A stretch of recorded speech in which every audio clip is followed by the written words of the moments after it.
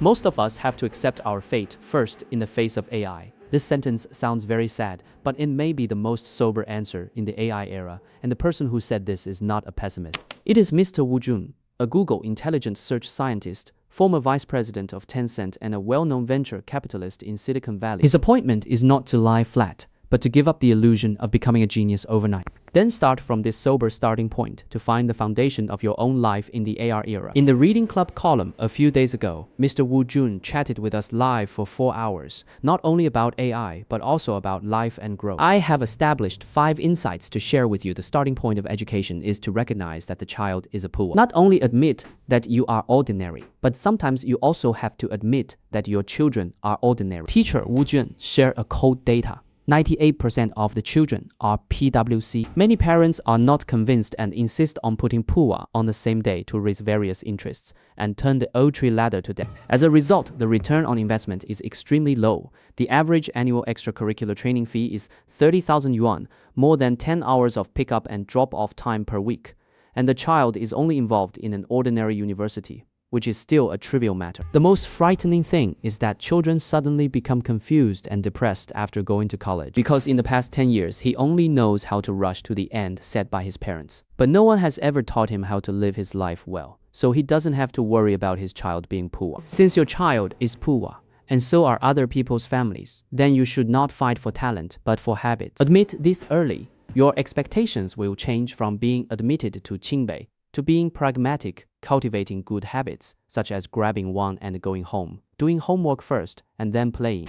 When the child is most malleable, it is more useful to help him establish the underlying logic and rules than to go to 10 more cram school. Admitting that the child is poor is not belittling, but helping him go more steadily and further with pragmatic sobriety. 2.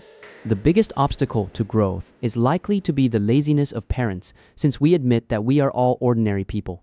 The truth about the gap between ordinary people is attention. In the AI era, information acquisition is cheap and concentration is a luxury. But many parents are lazy, let their mobile phones ruin their children's self-control, and when they are upset by their children, they throw away their mobile phones and tablets in exchange for a moment of closeness. This kind of management laziness is actually overdrawn in the future of children. Teacher Wu Jun shared a cruel data. The severity of playing with mobile phones can open up the college entrance examination score by 40 points. What is the concept of 40 points? It is the gap between an ordinary book and the top 985. Many parents can't help it when they hear this and this child is born with no self-control. This statement is irresponsible to the child. Just imagine the difference between throwing a smartphone that combines games, short videos, and various entertainment functions to an immature child and customizing a game hall for him. This is not a test of children's self-control at all, but a test of human nature, which is the least tested.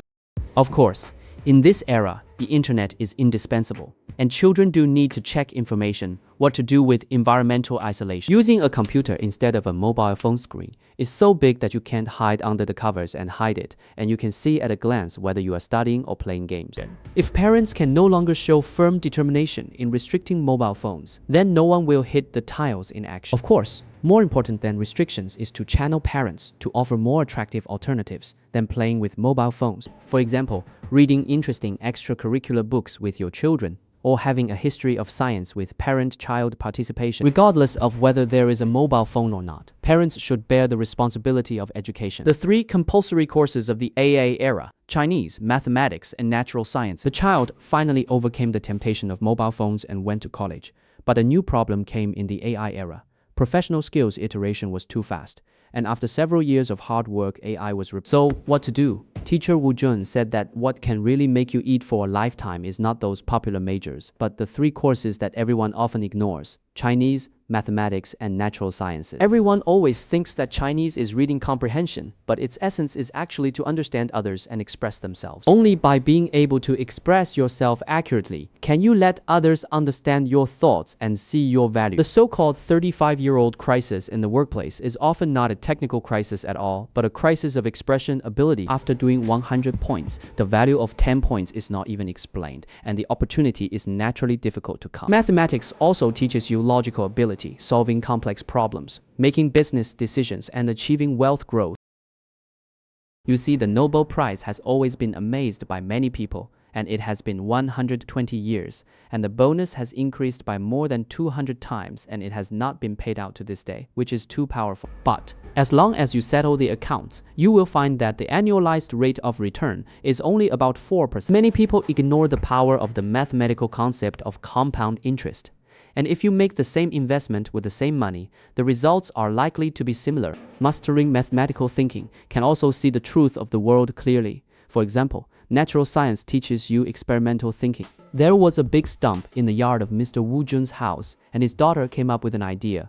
Plant mushrooms on the stump, which can not only eat mushrooms, but also absorb the nutrients in the stump. Then the daughter punched her eyes twice, and teacher Wu Jun thought it was strange. Why didn't she hit 20 stumps and only hit 2? His daughter said, "I will have 2 left. If these 2 grow out, then hit the rest. Otherwise, it will be in vain to punch 20 holes in one go." This is experimental thinking. First test and verify hypotheses at the lowest cost, and then invest on a large scale. These disciplines are like internal skills, and you won't immediately become a martial arts hero after learning them. It will lay a solid low level for your future development. With internal strength, you can master the ability to ask questions, and you can truly control AI. Why? Because in the AI era, the answer is worthless, and the question is valuable. Without the logic of language expression and mathematics, you can't ask questions at all. And many people are accustomed to throwing a sentence to AI casually, such as helping me write a coffee marketing plan. The result is often a cliche that is piled up early.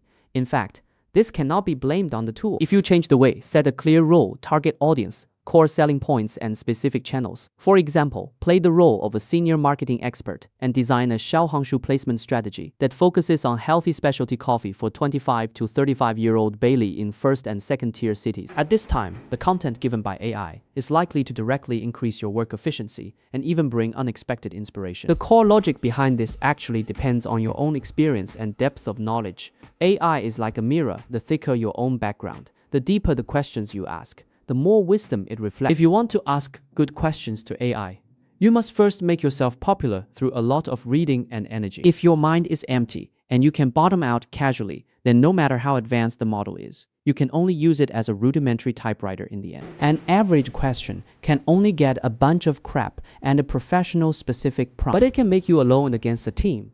And the more experienced and knowledgeable people are, the more ruthless the questions they ask. For such a person, AI is not a competitor, but a top staff member who is always on standby and obeys the dispatch of experts. The best way to build self-confidence is to dismantle big problems and accumulate small successes.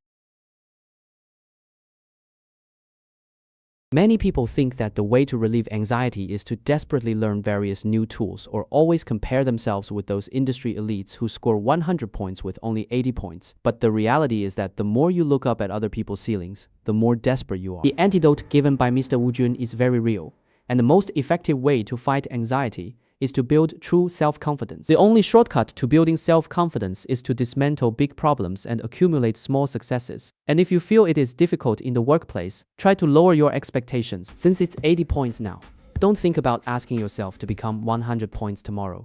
First, set your goal in a position that you can touch with your feet, such as 81 points, and break down that complex project that makes you daunting into a series of specific small tasks.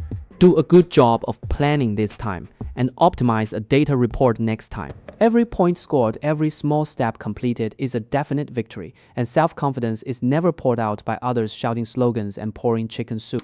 Instead, it is up to you to do one thing again and again, which Master Shi has said. When you get used to exchanging every small success for the anxiety of the progressive era, you will naturally lose the chips that kidnap you, and the harvest will be very great after a live broadcast. Thank you again to Mr. Wu Jun. His sharing is like a set of underlying logic with education and growth as the core. Through his sharing, we see a path reference for ordinary people to fight anxiety, maintain growth, and find value in the AI era. The appointment is to stop adding anxiety and take every step of the way. I know it is difficult, it takes a lot of time and effort, but there is no easy way to go the right way. As long as